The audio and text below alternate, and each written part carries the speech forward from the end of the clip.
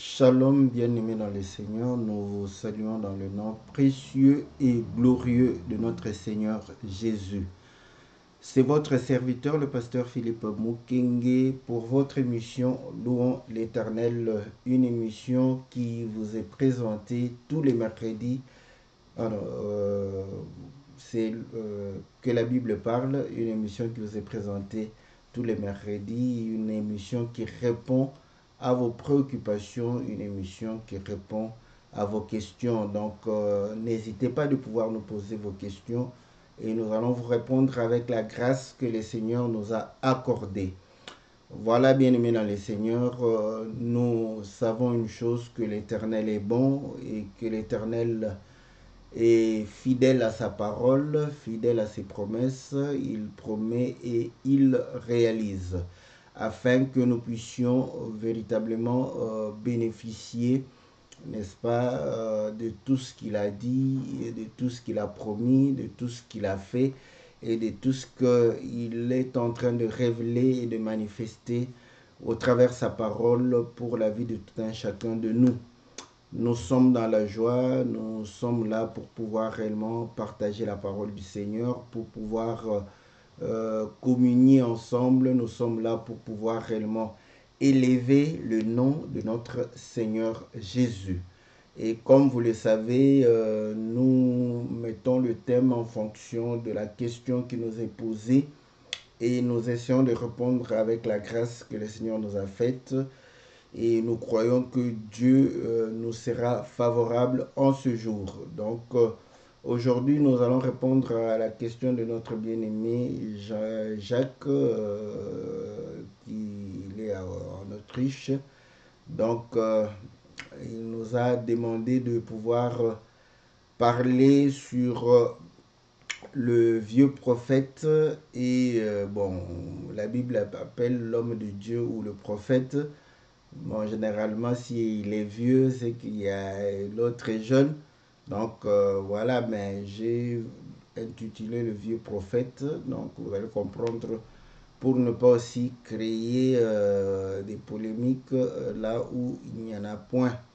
Donc, c'est l'histoire d'un prophète qui est venu et qui a fait sa mission. Et après, on verra la suite avec la lecture des Écritures. Nous croyons à la grâce de Dieu, nous croyons à sa bonté. Voilà pourquoi notre prière est que le Seigneur puisse vous accorder selon vos besoins, que le Seigneur puisse réellement étendre sa main et apporter la guérison, apporter la délivrance, apporter la bénédiction, apporter la victoire, apporter réellement la paix, la joie, la prospérité dans la vie de tout un chacun pour la gloire de notre Seigneur Jésus. Amen. Que Dieu nous donne l'entendement et qu'il nous donne un cœur qui puisse recevoir et mettre en pratique la parole. Et nous croyons qu'au travers de la pratique de la parole, nous avons le dessus sur l'ennemi. Que Dieu vous soit favorable. Salutations à tous les bien-aimés qui nous suivent en Europe, en Asie, en Océanie, en Amérique. Nous saluons la sœur Solange, la sœur Bia, le bien-aimé Emmanuel, la sœur Alice. Nous saluons la sœur Sylvie, la sœur Cathy, le bien-aimé Christian, bien-aimé Gabin. Nous saluons le frère Le Bien. Nous saluons la sœur Rebecca. Que le Seigneur vous soit très très favorable. Tous les frères Jean Didier, Jean Marie, tous ces bien-aimés qui soutiennent l'œuvre de Dieu, que le Seigneur vous soit très très favorable. Donc nous allons sans plus tarder lire les Écritures. Nous allons lire dans le livre de 1 roi au chapitre 13. 1 roi au chapitre 13. Voilà, c'est là où se trouve l'histoire. Je commence au verset 1. Voici un homme de Dieu arriva de Juda à Bethel par la parole de l'Éternel, pendant que Jéroboam se tenait à l'autel pour brûler des parfums. Il cria contre l'autel par la parole de l'Éternel. Il dit: Autel, autel, Ainsi parle l'Éternel, voici, il naîtra un fils à la maison de David, son nom sera Josias. Il immolera sur toi les prêtres de hauts lieux qui brûlent sur toi des parfums, et l'on brûlera sur toi des ossements d'hommes. Et le même jour, il donna un signe en disant ceci, c'est ici le signe que l'Éternel a parlé. Voici l'autel s'effondrera et la cendre qui est dessus sera répandue. Bon, je passe ces écritures. Au verset 11, parce que là c'est Jéroboam qui va faire la tétutesse et il va subir la punition de l'Éternel, et il a fallu l'intervention de l'homme de Dieu pour pouvoir prier pour lui. Donc au verset 11, or il y avait un vieux prophète qui demeurait à Bethel. Ses fils vinrent lui raconter toutes les choses que l'homme de Dieu avait faites à Bethel ce jour-là et les paroles qu'il avait dites au roi. Lorsqu'ils en eurent fait le récit à leur père, il leur dit, par quel chemin s'en est-il allé? Ses fils avaient vu par quel chemin s'en était allé l'homme de Dieu qui était venu de Juda. Et il dit à ses fils, scellez-moi l'âne. Ils lui scellèrent l'âne et il monta dessus. Il alla après l'homme de Dieu et il le trouva assis sur un térébinthe. Il lui dit, es-tu l'homme de Dieu qui est venu de Juda? Il répondit, je le suis. Alors il lui dit, viens avec moi à la maison et tu prendras quelque nourriture. Mais il répondit, je ne puis ni retourner avec toi, ni entrer chez toi. Je ne mangerai point de pain, je ne boirai point d'eau avec toi en ce lieu-ci. Car il m'a été dit par la parole de l'Éternel, tu n'y mangeras point de pain et tu n'y boiras point d'eau, et tu ne prendras pas à ton retour le chemin par lequel tu seras allé. Il lui dit, moi aussi je suis prophète comme toi. Et un ange m'a parlé de la part de l'Éternel et m'a dit, ramène-le avec toi dans ta maison et qu'il mange du pain et boive de l'eau. Il lui mentait. L'homme de Dieu retourna avec lui et il mangea du pain et but de l'eau dans sa maison. Comme ils étaient assis à table, la parole de l'Éternel fut adressée au prophète qui l'avait amené. Et il cria à l'homme de Dieu qui était venu de Juda. Ainsi parle l'Éternel, parce que tu as été rebelle à l'ordre de l'Éternel et que tu n'as pas observé le commandement que l'Éternel ton Dieu t'a donné, parce que tu es retourné et tu as mangé du pain et bu de l'eau dans le lieu dont il t'avait dit, tu n'y mangeras point de pain et tu n'y boiras point d'eau, ton cadavre n'entrera pas dans les sépulcres de tes pères. Et quand le prophète qui l'avait ramené eut mangé du pain et qu'il eut bu de l'eau, il scella l'âne pour lui, et l'homme de Dieu s'en alla, et il fut rencontré dans le chemin par un lion qui le tua. Son cadavre était étendu dans le chemin, l'âne resta près de lui, le lion s'éteint à côté du cadavre. Et voici les gens qui passaient virent le cadavre étendu dans le chemin et le lion s'éteignant à côté du cadavre. Ils en parlèrent à leur arrivée dans la ville où demeurait le vieux prophète. Lorsque le prophète qui avait ramené du chemin l'homme de Dieu lui apprit Il dit, c'est l'homme de Dieu qui a été rebelle à l'ordre de l'Éternel. L'Éternel l'a livré au lion, qu'il a déchiré et l'a fait mourir selon la parole que l'Éternel lui avait dite. Puis, s'adressant à ses fils, il dit, scellez-moi l'âne, et ils le scellèrent. Il partit, il trouva le cadavre étendu dans le chemin, et l'âne et le lion qui se tenaient à côté du cadavre. Le lion n'avait pas dévoré le cadavre et n'avait pas déchiré l'âne. Le prophète releva le cadavre de l'homme de Dieu, le plaça sur l'âne et le ramena. Et le vieux prophète rentra dans la ville pour le pleurer et pour l'enterrer. Il mit son cadavre dans le sépulcre et l'on pleura sur lui en disant, hélas, mon frère. Après l'avoir enterré, il dit à ses fils, quand je serai mort, vous m'enterrerez dans le sépulcre où est enterré l'homme de Dieu. Vous déposerez mes os à côté de ses os, car elle s'accomplira la parole qu'il a criée de la part de l'Éternel contre l'autel de Bethel, contre toutes les maisons de hauts lieux qui sont dans les villes de Samarie.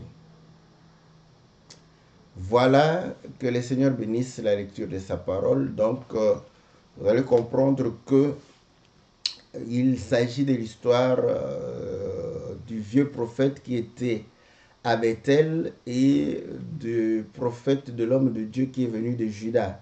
Donc, c'est normal aussi qu'on puisse parler du jeune prophète, puisque s'il y a un vieux, on le compare par rapport, n'est-ce pas, à celui qui est en action. Donc, le prophète est venu de Juda à Bethel. Et qu'est-ce qui s'est passé à Bethel? Vous allez, si vous lisez la parole, après la mort de Salomon, Jéroboam, qui était serviteur de Salomon, va pouvoir prendre 10 tribus pour pouvoir faire le royaume d'Israël et régner là-dessus. Et comme Israël est attaché à Dieu, il va recevoir le conseil de ceux qui l'encadraient pour lui dire que si le peuple monte à Jérusalem pour adorer, parce que le lieu d'adoration était à Jérusalem, donc le peuple finirait par comprendre que son roi, c'est Roboam, le fils de Salomon. Alors pour empêcher le peuple de monter à Jérusalem pour aller faire l'adoration, il fallait établir des hauts lieux en Samarie, donc, et pouvoir se choisir des sacrificateurs parmi le peuple pour pouvoir sacrifier à l'honneur de l'Éternel. Comme ça, le peuple n'a pas l'occasion de pouvoir monter à Jérusalem. Il faut savoir que si vous lisez le livre de Lévitique 23, il y a les fêtes de l'Éternel et je crois que l'Éternel va pouvoir établir dans ses ordonnances que les hommes devraient monter au moins 3 fois à Jérusalem pour aller célébrer l'Éternel. Donc, pour empêcher de pouvoir revenir à Roboam, donc voilà pourquoi ils ont fait ces hauts lieux. Et vous allez comprendre aussi que le temple est lié aussi à la royauté, parce que lorsque Samuel était en train de pouvoir diriger le peuple, le jour où le peuple a demandé dans 1 Samuel chapitre 8 de lui donner un roi, Dieu a dit, ils m'ont rejeté comme roi en Israël. Donc c'est tout à fait normal que le peuple puisse revenir à Roboam si jamais il venait adorer, n'est-ce pas, à Jérusalem. Maintenant, Dieu va envoyer l'homme de Dieu, n'est-ce pas, de Juda, parce que le temple était dans le territoire de Juda, donc Juda est resté avec Benjamin, pour aller à Bethel où on avait fait de hauts lieux, on avait établi l'autel pour pouvoir présenter des sacrifices à Dieu. Et quand il va descendre, il va trouver Jéroboam en train de pouvoir faire des sacrifices. C'est comme ça qu'il va prophétiser sur l'autel pour dire que on ne va plus présenter les parfums, brûler les parfums là-bas. Cependant, il y aura un roi qui naîtra dans la maison de David, Josias, qui va pouvoir renverser les autels et prendre les prêtres de haut lieu, les brûler sur cet autel-là. Et ceux qui étaient déjà morts, il va prendre les os pour pouvoir brûler, les ossements pour pouvoir les brûler sur l'autel. Et ainsi, il allait essuyer l'autel et pouvoir réellement permettre à ce que l'idolâtrie cesse. Maintenant, quand il a prophétisé, et ce qu'on n'a pas lu, Jéroboam a voulu le menacer. En voulant le menacer, parce qu'il avait ordonné qu'on puisse l'arrêter, et quand il a étendu sa main est devenue sèche. Donc il ne pouvait plus bouger sa main, et il a dû prier l'homme de Dieu pour que celui-ci prie pour lui. Et l'homme de Dieu a prié et sa mère est devenue. Là, Jéroboam va lui proposer d'aller dans sa maison, de manger. Il dira que non, je ne peux pas manger parce qu'il avait reçu l'ordre de ne pas manger et de ne pas boire. Et de ne pas retourner par le chemin par lequel il est venu. Voilà pourquoi après cette discussion, voilà, il va prendre son chemin et s'en aller pour Juda. Et lorsque les fils du prophète, du vieux prophète, ont vu tout cela, ils sont allés raconter à leur père ce que l'homme de Dieu avait dit, ce qui est arrivé. Et le vieux prophète va chercher à pouvoir rencontrer le prophète ou le jeune prophète, si on veut dire comme ça, qui était venu de Juda. Il va prendre son âne et pouvoir arriver là-bas. La seule façon de pouvoir ramener cet homme à Bethel, dans sa maison, de manger et de boire, c'était le mensonge. Et il lui a dit non, en tout cas, c'est toi l'homme de Dieu, ok, est-ce que tu peux venir à la maison? Tout ça, il a dit non, j'ai reçu l'ordre de ne pas manger ni boire dans celui-ci. Et il dira, voilà, je suis aussi prophète comme toi. Donc l'ange de Dieu m'est apparu, il m'a dit de te ramener, de te dire que non, tu dois retourner pour manger et boire. Lui aussi, il va pouvoir croire à cela, il va revenir et il entrera, il va manger et boire. Au moment où il mangeait, il buvait, l'homme qui avait menti. Parce que là, ce n'était pas une prophétie, c'était un mensonge. Et au moment où il mangeait avec lui, là, Dieu parle à travers lui. Il lui dit, dis-lui qu'il va mourir parce qu'il a désobéi à l'ordre qui a été donné de ne pas manger ni de ne pas boire. C'est comme ça que quand il a fini, bon, il va prendre son chemin pour retourner à Juda. Et là, il va rencontrer un lion qui va le tuer. Curieusement, le lion ne le bouffe pas. Et le lion reste à côté. C'est comme si le lion ne voulait pas aussi qu'une autre bête vienne bouffer, n'est-ce pas, le corps de ce prophète. Au lieu de tuer aussi l'âne, n'a pas tué l'âne. Donc, et il y avait des passants qui ont vu et qui sont venus raconter. Et l'homme, le vieux prophète a dit, oh là là, c'est que la parole est arrivée, ce que j'avais prononcé contre lui. Il va aller le prendre et le ramener, faire le deuil et l'enterrer. Au moment où il l'enterre, il dit, hélas mon frère, donc il le pleure comme un frère. On l'enterre Et après, il dit à ses fils, quand moi je mourrai, vous allez m'enterrer, n'est-ce pas, à côté de cet homme. Parce que ce qu'il a dit sur l'autel va s'accomplir. Sur tous les hauts lieux de Samarie, ça va s'accomplir. Pour cela, vous m'enterrez, n'est-ce pas, à côté, que mes os soient à côté de ses os. Voilà l'histoire. Et vous allez comprendre que quand vous lisez les histoires du peuple, du roi, donc vous allez comprendre que tout ceci parle du Seigneur parce que ce sont des Écritures. Et donc, comme nous l'avons toujours dit, Jean chapitre 5, verset 39, je crois, vous sondez les Écritures, croyant trouver en elles la vie éternelle, ce sont elles qui rendent témoignage de moi. Les Écritures rendent témoignage de Jésus. Donc, nous comprenons que la situation est assez compliquée parce que là, on s'est dit, voilà, un homme qui a menti et Dieu vient parler au travers lui et la parole s'accomplit.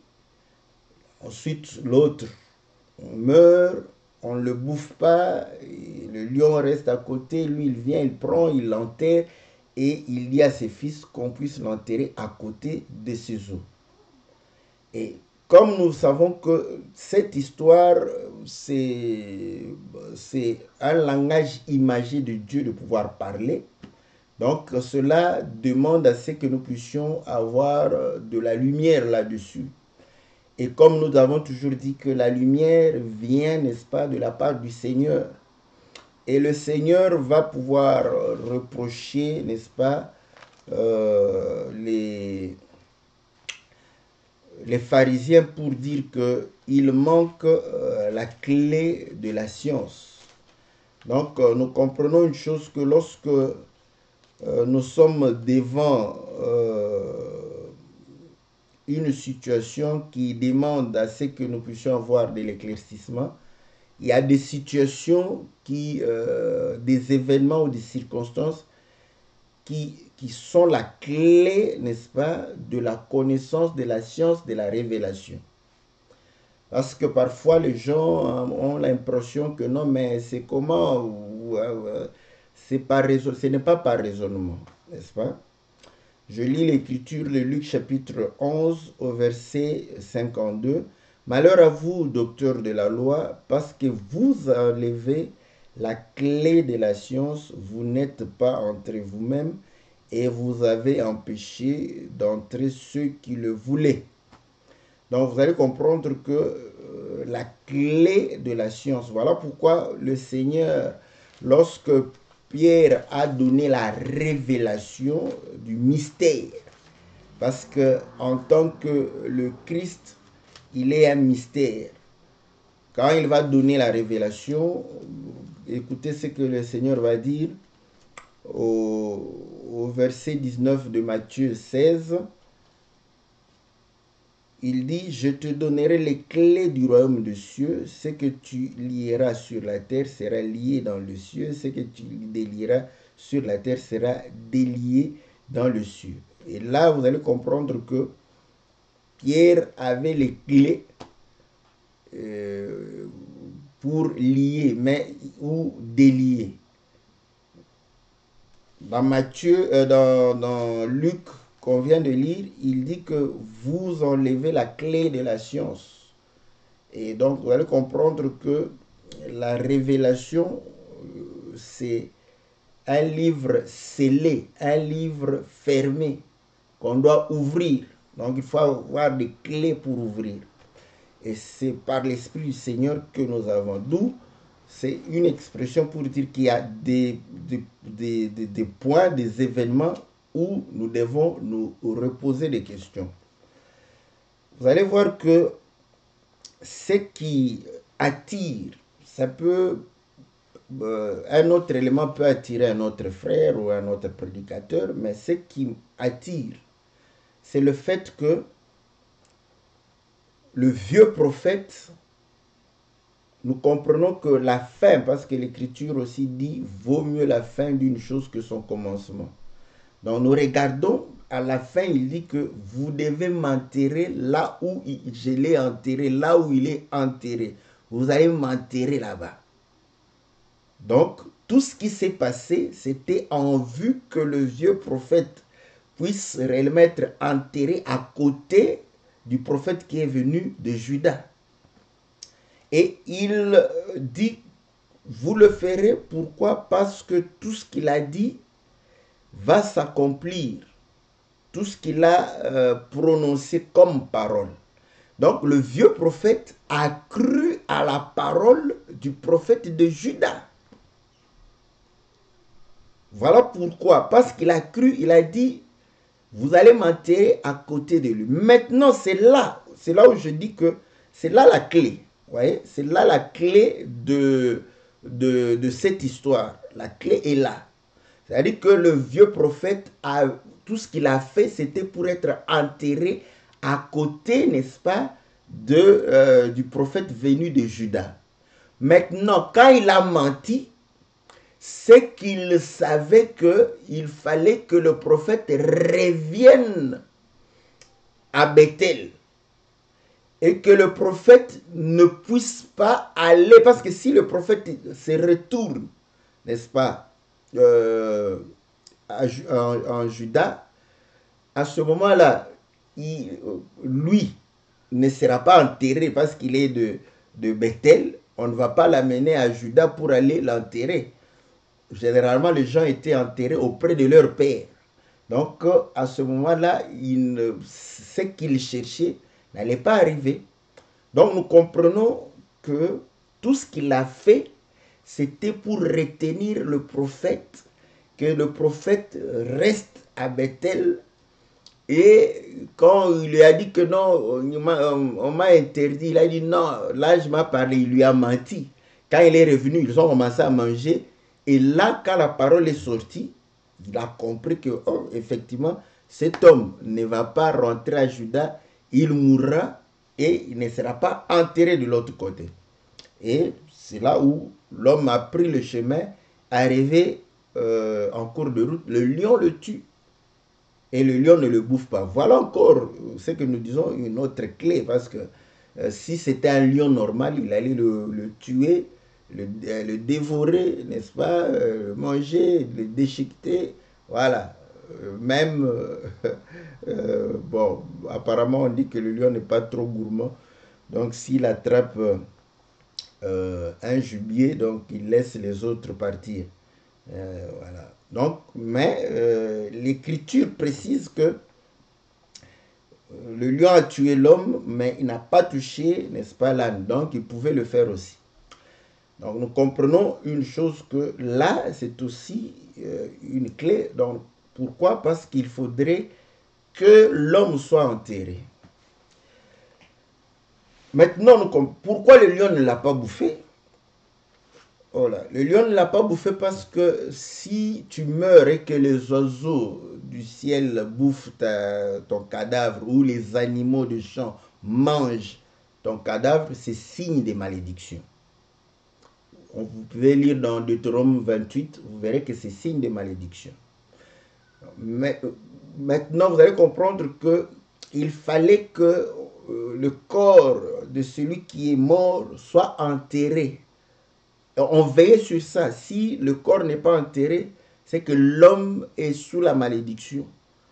D'où, quand quelqu'un meurt, donc il doit rester entier et ne pas être bouffé par les animaux ou les oiseaux et pouvoir être enterré. Voilà pourquoi quand il a appris, il est allé pour prendre le corps et enterrer. À ce moment-là, on accomplit l'écriture de Actes, je lis dans Actes chapitre 2, au verset, Actes chapitre 2, voilà, au verset 25, car David dit de lui, je voyais constamment le Seigneur devant moi, parce qu'il est à ma droite, afin que je ne sois point ébranlé. Aussi mon cœur est dans la joie, ma langue dans l'allégresse, et même ma chair reposera avec espérance.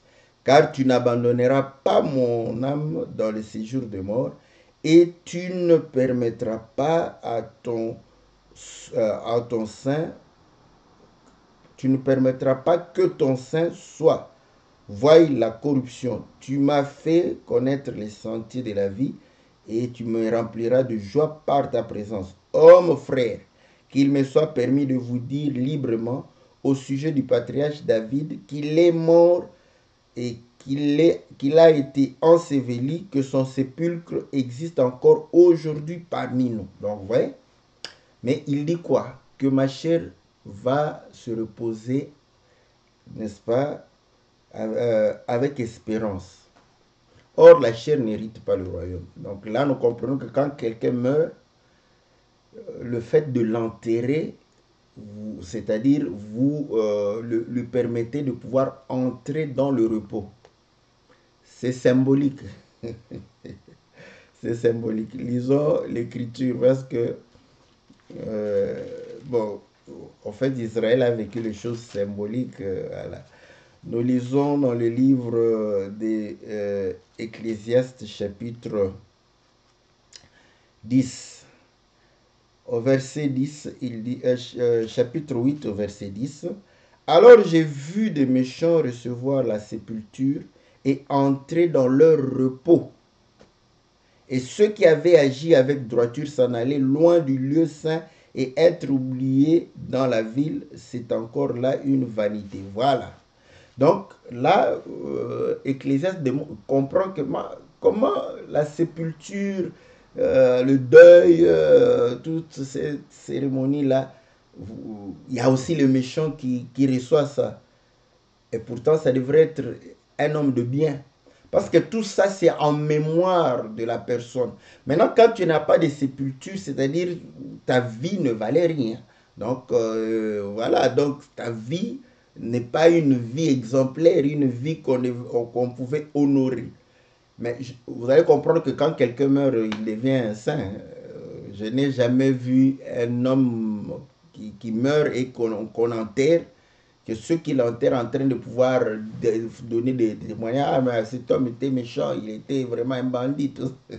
Vous allez comprendre que même s'il était, on va commencer à dire non, il était quand même bien, il aidait les gens. Donc, on va chercher le bon côté de la personne. Donc, pour honorer. Donc, vous voyez, la sépulture, c'est pour honorer la personne, pour montrer que sa vie valait la peine. Mais Salomon dit que c'est vanité parce qu'il a vu des méchants être honorés de cette manière-là. Donc, comprenons une chose, que la sépulture, n'est-ce pas, était une promesse, la promesse de pouvoir aller se reposer. Voilà, le repos. Or, le Seigneur répond, n'est-ce pas, dans Luc chapitre, je ne sais pas si c'est 18 ou 16, là où il parle de Lazare et de l'homme riche. C'est Luc chapitre 16. Au verset 19, il y avait un homme riche qui était vêtu de pourpre et de fin lin et qui chaque jour menait joyeuse et brillante vie. Un pauvre nommé Lazare était couché à sa porte, couvert d'ulcères et désireux de se rassasier des miettes qui tombaient de la table du riche, et même les chiens venaient encore lécher ses ulcères. Le pauvre mourut et il fut porté par les anges dans le sein d'Abraham, et le riche mourut aussi, il fut enseveli dans le séjour de mort, il leva les yeux, tandis qu'il était en proie au tourment, il vit de loin Abraham et Lazare dans son sein. Vous voyez? Lazare était au repos et lui, il était dans le tourment. Donc nous comprenons que le repos, c'est pour ceux qui meurent et qui sont dans les seins d'Abraham. Or, pour être dans le sein d'Abraham, pour être fils d'Abraham, parce que ceux qui sont dans les seins d'Abraham, ce sont les fils d'Abraham. Pour être fils d'Abraham, vous allez comprendre que Galate démontre que l'accomplissement de la promesse que toutes les familles de la terre seront bénies en Abraham a eu lieu par le Seigneur Jésus au travers l'œuvre de la croix. Donc nous comprenons que ceux qui croient à la parole du Seigneur Jésus, qui croient, n'est-ce pas, à l'œuvre qu'il a accomplie à la croix, qui se conforment à la mort et à la résurrection du Seigneur, ceux-là, c'est pourquoi ceux qui meurent en Christ, n'est-ce pas, vont dans le sein d'Abraham et ceux-là se reposent. Donc la sépulture, n'est-ce pas, est le symbole du repos que l'âme a dans le sein d'Abraham. Voilà. Au paradis. Voilà pourquoi à la croix, il a dit, cette nuit même, nous serons avec toi dans le paradis. Voilà. Donc nous comprenons une chose, que si la sépulture avait de la valeur, c'est par rapport à ces choses, au fait qu'il y a un repos pour le peuple de Dieu. Le repos, voilà, ce n'est pas quand tu meurs, hein, sinon tu comprendras comme tous les humains. Mon père disait toujours que l'homme se repose quand il meurt. Voilà, c'était vrai. Donc il ne faut pas avoir la révélation pour ça. Tant que tu vis, tu dois être en mouvement, tu dois travailler, tu dois agir. Voilà. Quand tu mourras, c'est là où tu vas te reposer. Mais nous comprenons avec Luc chapitre 16, en réalité, le repos, c'est être dans le sein. Or, ce repos-là commence maintenant. Voilà pourquoi le Seigneur dit, vous tous qui êtes fatigués de la mauvaise vie, des querelles, des jalousies, fatigués, n'est-ce pas, des mensonges, fatigués de la sorcellerie, fatigués, n'est-ce pas, de l'ivrognerie, de l'impudicité, fatigués, n'est-ce pas, de la mondanité. Venez, je vous donnerai le repos de vos âmes. Voilà, nous commençons le repos de nos âmes ici. Voilà pourquoi nous disons, nous menons le royaume de cieux ici, la vie du royaume de cieux sur la terre. Comme le Seigneur, quand le royaume de cieux est parmi vous. Donc, nous sommes habitants du ciel, mais nous commençons la vie du ciel sur la terre. Parce que nous sommes des étoiles marchant sur la terre. Donc nous comprenons une chose, que ceux qui croient et qui abandonnent, qui se reposent de leurs œuvres, ils entrent dans le repos. Voilà pourquoi le Seigneur dit, celui qui croit en moi, même s'il meurt, vivra. Voilà. Vivre, c'est voilà, dormir en paix. Voilà pourquoi on dit que ceux qui sont de Dieu auront un sommeil doux. Voilà, un sommeil où il y a le repos. C'est ça la promesse. Et là, vous allez comprendre pourquoi le lion ne l'a pas bouffé. Maintenant, pourquoi le lion l'a tué? Le lion est le symbole, n'est-ce pas, du roi. Voilà, parce que la Bible dit que le rugissement, la colère du roi, c'est comme le rugissement du lion. Or, vous allez comprendre que la loi, n'est-ce pas, c'est la colère, je crois. Galate, c'est ce que Galate dit, si je vais retrouver l'écriture, n'est-ce pas? La loi, c'est l'expression de la colère, parce que là, Dieu frappe, n'est-ce pas? Œil pour œil, dent pour dent. Vous allez voir qu'il n'y a pas vraiment de miséricorde. Tu fais l'adultère, tu es lapidé, voilà. Quand tu es en train de pouvoir faire des choses qui ne soient pas conformes à la parole, tu seras réellement sanctionné. Je ne sais pas si je vais retrouver l'écriture qui parle de la colère, de la loi. Je crois que c'est dans Galate. Maintenant, comme ça, je ne sais plus, je ne vais plus retrouver facilement ça. Voilà, si c'est pas ici, ça sera...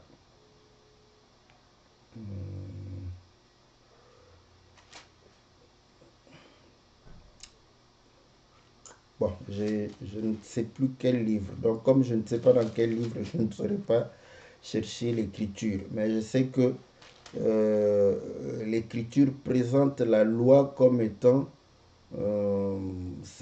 montrant cet aspect de colère. Voilà.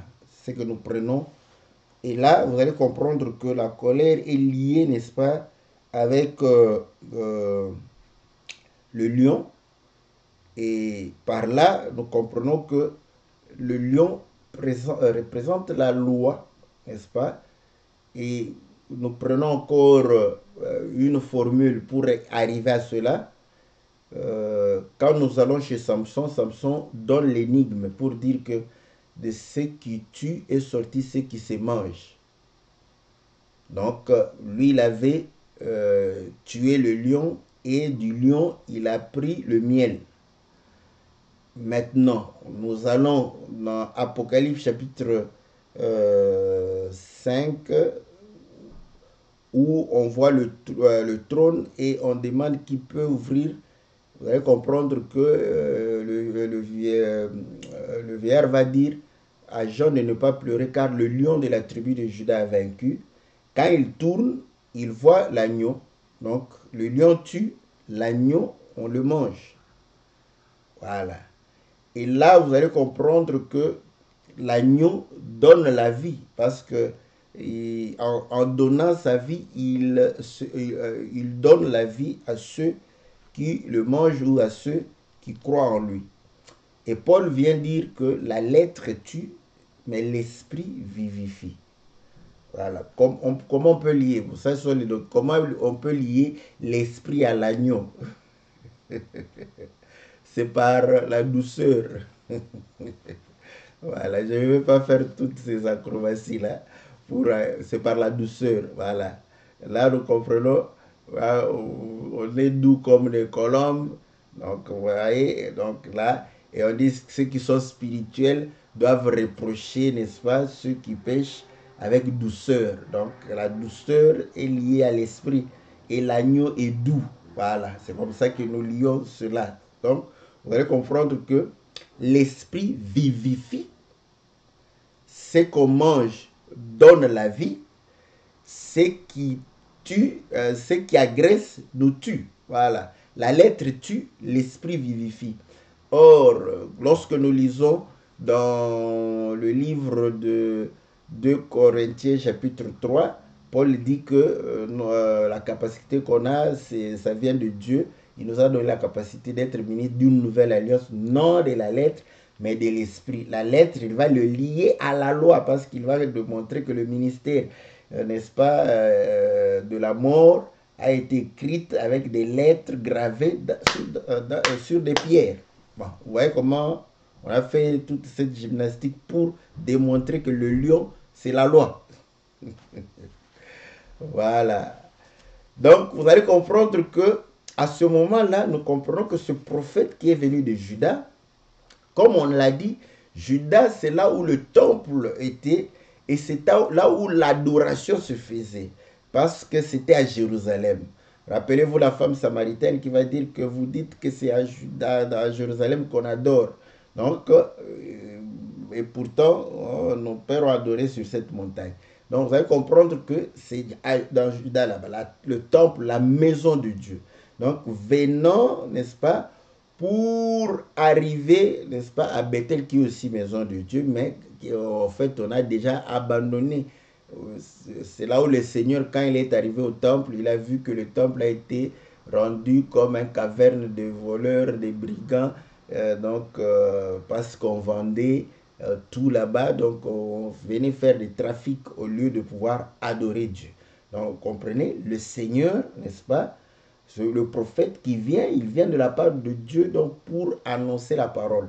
Maintenant, la difficulté est que on lui a interdit de manger et de boire. Oui, vous allez comprendre que c'est le manger et le boire qui l'a tué.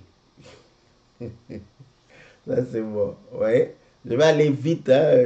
Je ne ferai pas le docteur ici. je vais directement. Donc, c'est le manger et le boire qui vont le tuer.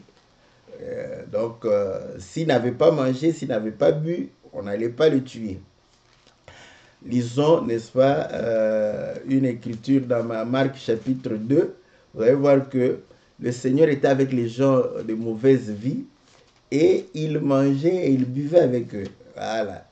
Donc, et là, écoutez ce que le Seigneur va dire.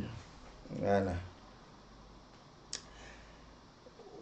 Au verset 16, les scribes et les pharisiens le voyant manger avec les publicains et les gens de mauvaise vie, ils dirent à ses disciples, pourquoi mange-t-il et boit avec les publicains et les gens de mauvaise vie? Ce que Jésus ayant entendu, il leur dit, ce ne sont pas ceux qui se portent bien qui ont besoin de médecins, mais les malades. Je ne suis pas venu appeler les justes, mais les pécheurs. Matthieu chapitre 11, si je ne me trompe pas.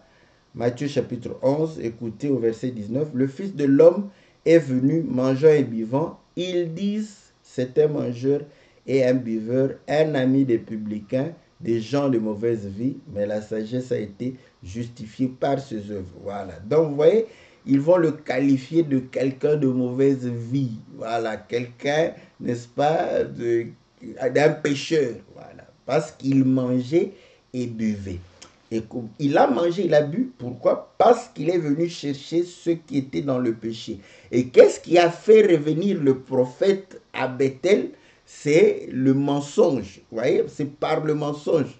Donc, quand l'homme a menti, il est revenu pour manger et boire. Bon, donc, vous comprenez que le prophète qui est venu de Juda, venant avec la parole de Dieu, là où se trouve le temple, nous comprenons, n'est-ce pas, le ciel est son trône, le ciel c'est sa maison, voilà. Donc c'est sa demeure, notre Père qui est aux cieux, il vient, il descend pour pouvoir réellement aussi annoncer, n'est-ce pas, ce qui allait arriver. L'homme comprend que non, non, non, cet homme doit rester. S'il s'en va, nous tous ici, nous sommes perdus. Il le ment, il revient, il mange avec lui. Donc vous voyez le péché qui a fait que le prophète puisse manger. Et c'est à cause de cela qu'il va mourir. Le Seigneur est mort à cause de nos péchés. En mangeant avec les gens de mauvaise vie, il va porter leur péché, parce qu'on va transmettre, on va dire qu'il est aussi ivrogne comme eux, il est aussi, n'est-ce pas, un homme des excès de table, des excès, un pécheur comme eux. Il va porter ses péchés, n'est-ce pas, pour pouvoir mourir. Voilà, voilà pourquoi il dit qu'il est venu chercher ceux qui sont pécheurs. Or, c'est l'agneau de Dieu qui ôte le péché. Donc, pour ôter, il faut qu'il meure. Mais il va mourir selon quoi? Jean chapitre 19 démontre que nous avons une loi. Voilà, le lion qui doit, n'est-ce pas, le tuer. D'après le lion, d'après la loi, il doit mourir. Jean chapitre 19 au verset 7, les Juifs lui répondirent, nous avons une loi et selon notre loi, il doit mourir parce qu'il s'est fait fils de Dieu. Voilà, il est mort d'après la loi des Juifs. Voilà. Donc, vous comprenez? C'est par là que nous comprenons que il meurt et le prophète, le vieux prophète, va pouvoir enterrer, n'est-ce pas, le prophète, et faire un monument. Il va faire le monument et dire que vous allez m'enterrer là-bas. Pourquoi? Parce qu'il sait que auprès de cet homme, n'est-ce pas, j'aurai mon repos. Voilà. Parce que il va pouvoir réellement préférer être enterré. Voilà pourquoi il a dit mon frère. Il a appelé son frère. Il parle des os. Mes os doivent être à côté de ses os. Mais quand vous enterrez quelqu'un, c'est d'abord le corps. Mais bon, il prend les os. Pourquoi? Parce que la promesse de la résurrection, c'est pour les os. Rappelez-vous la vallée des ossements dans Ézéchiel, je crois, chapitre 36, si je ne me trompe pas. Donc, c'est sur les ossements que le prophète parlait afin que la chair revienne et que l'esprit revienne, les nerfs reviennent, l'esprit revienne, et qu'il y ait résurrection. Nous voyons encore Joseph, quand il meurt, il dit que, bon, lui, il sera enterré en Égypte. C'est toujours lié, hein, parce que c'est le mystère des sépulcres. Il est enterré là-bas, mais ce n'est pas le lieu où il devrait être enterré. Il dit que quand Dieu vous visitera, vous allez amener mes os, n'est-ce pas, à Canaan pour m'enterrer à Canaan. Et là, ça se justifie parce que celui qui est resté en Égypte comme père, c'était Joseph. Et ses frères étaient comme sa chair. Voilà. Entre frères, c'est même chair, même os. Voilà. Et là, quand il meurt, son corps est en train de se décomposer et vous allez comprendre que Israël est en train de souffrir parce que quand il est mort et que le pharaon qui ne l'a pas connu est mort, vous allez voir que ses frères, son corps est en train de pouvoir souffrir. Sa chair est en train de se décomposer. Voilà, en Égypte. Et là, il va souffrir. Prenez Job aussi, il va expliquer ça, qu'il est en train de souffrir et que sa peau va coller aux os afin que ce qui était caché va pouvoir être révélé. Donc nous comprenons que quand Dieu voit qu'effectivement on est en train de faire souffrir le peuple, il va visiter et on va sortir les os, n'est-ce pas, de Joseph pour les amener où? À Canaan. Pourquoi? Parce qu'à Canaan, vous allez comprendre que là, c'est le cimetière, n'est-ce pas, de ceux qui vont ressusciter. Vous allez comprendre, voilà pourquoi quand le Seigneur est mort, le sang, le prix 30 cycles, on a acheté le cimetière pour les étrangers, afin que nous soyons enterrés, n'est-ce pas, là, avec le cimetière acheté avec son sang. Voilà. Tout ça pour montrer que le sépulcre, n'est-ce pas, nous devons mourir avec le Seigneur pour ressusciter avec le Seigneur. Romains chapitre 6 explique la conformité à la mort et à la résurrection. Donc, ce sont des images. Voyez? Donc, il préfère mourir avec l'homme de Dieu qui a la parole de Dieu parce qu'il sait qu'il va revenir à la vie. Les os, on a promis les os pour la résurrection. Encore un autre élément, quand on est allé enterrer un homme, il y a eu embuscade, on va prendre cet homme, le jeter, et il va être jeté dans le tombeau où il y avait Élisée, les os d'Élisée. Dès que le corps a touché les os d'Élisée, l'homme est revenu à la vie. Et là, vous allez comprendre que lorsque la parole s'est accomplie, dans 2 Rois, chapitre 23, 2 Rois, chapitre 23,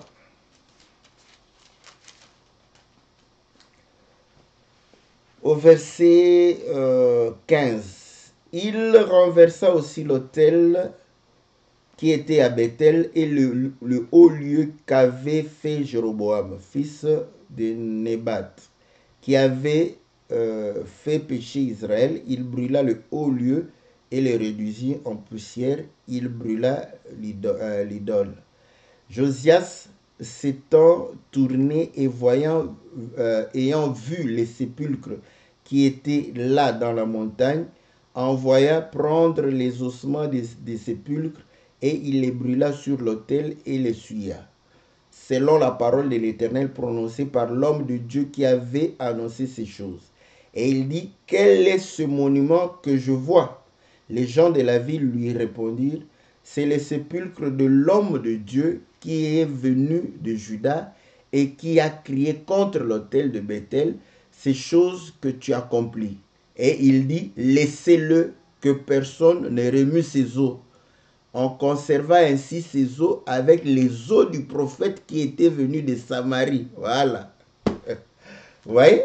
Donc, on n'a pas touché à ses os. Or, quand on n'a pas touché à ses os, automatiquement, les os du vieux prophète n'ont pas été aussi touchés.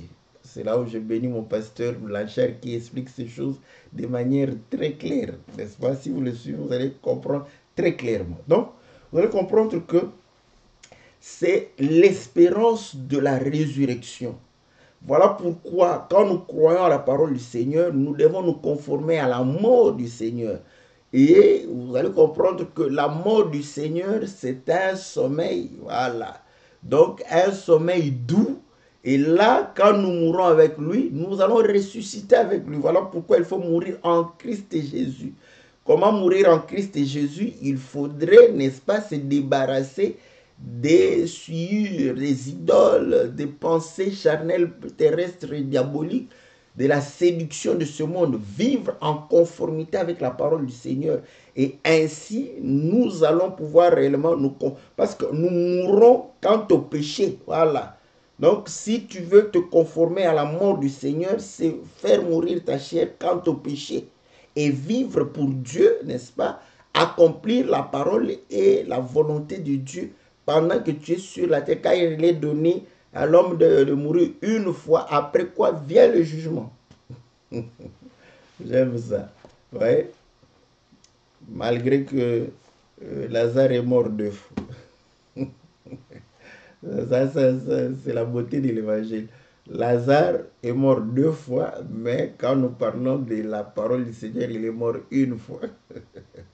Voilà. Donc, on a déjà expliqué ces choses. Hein.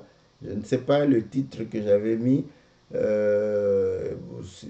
peut-être si vous tapez on ne meurt qu'une seule fois, ça peut sortir.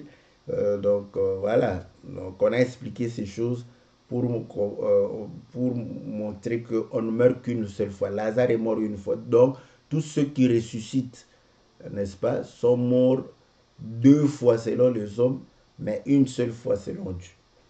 Voilà, donc vous allez comprendre que le Seigneur est venu pour nous annoncer, n'est-ce pas, la bonne nouvelle, c'est aussi nous dire c'est que attend, n'est-ce pas, le méchant, car l'Écriture dit Dieu a fait toutes choses pour un but, même le méchant pour le jour du malheur. Donc quand le Seigneur vient nous montrer réellement la fin, c'est ce que je crois David dit, je vois le méchant prospérer, tout ça, je veux l'imiter, mais quand je vois sa fin, je me dis, je ne dois pas trahir ma race. Donc voilà, quand la parole nous montre la fin des méchants, c'est pour que nous puissions comprendre que nous ne pouvons pas trahir notre race. Le méchant, il faut, l'écriture que je viens d'évoquer là, c'est vraiment très éloquent. Quand vous le regardez, il peut prospérer, il peut, voilà, se marier, avoir, mais il ne faut pas l'imiter. Pourquoi? Parce que lui, sa fin sera réellement le tourment. Mais nous, notre fin, n'est-ce pas, c'est de pouvoir nous réjouir avec le Seigneur. Voilà, n'est-ce pas, l'histoire du vieux prophète qui avait cru à la parole. Il a tout fait pour que le prophète qui est venu annoncer, parce que si le prophète était mort en dehors, n'est-ce pas, de la ville, il ne pouvait pas, lui, se reposer en paix parce qu'on allait venir remuer ses os. Voilà. Donc, or, quand on profane la tombe, les sépulcres, donc, quand vous n'en avez pas, c'est-à-dire vous êtes maudit. Voilà. Donc, vous n'allez pas vous reposer en paix. Or, le repos en paix, c'est le repos en espérant. Voilà pourquoi j'avais évoqué Acte chapitre 2, où David, n'est-ce pas, dit que même ma chair va se reposer avec espérance. Donc, vous voyez, pour montrer que quand on prend quelqu'un, on l'enterre, c'est le symbole du fait que nous avons trouvé un endroit où nous pouvons nous coucher. Voilà. Mais c'est en Christ et Jésus que nous nous couchons. C'est en Christ et Jésus que nous mourrons. C'est en Christ et Jésus que nous allons pouvoir ressusciter. Voilà pourquoi il faut que nos os soient à côté, n'est-ce pas, des os du Seigneur, parce que c'est par ces os que nous ressusciterons d'entre les morts. Voilà ce que nous pouvions dire par rapport au vieux prophète, n'est-ce pas, avec le jeune prophète. Que le Seigneur vous soit favorable, n'est-ce pas, que Dieu vous bénisse, n'est-ce pas, par rapport à cette parole, que ces paroles puissent réellement nous permettre de rester en communion avec le Seigneur. Voilà, n'hésitez pas à poser vos questions. Nous sommes là pour répondre avec la grâce que le Seigneur nous accorde. Que Dieu soit favorable. On se retrouve mercredi pour une autre émission que la Bible parle. Et le lundi, c'est votre émission Louons l'Éternel. Que le Seigneur nous soit très favorable.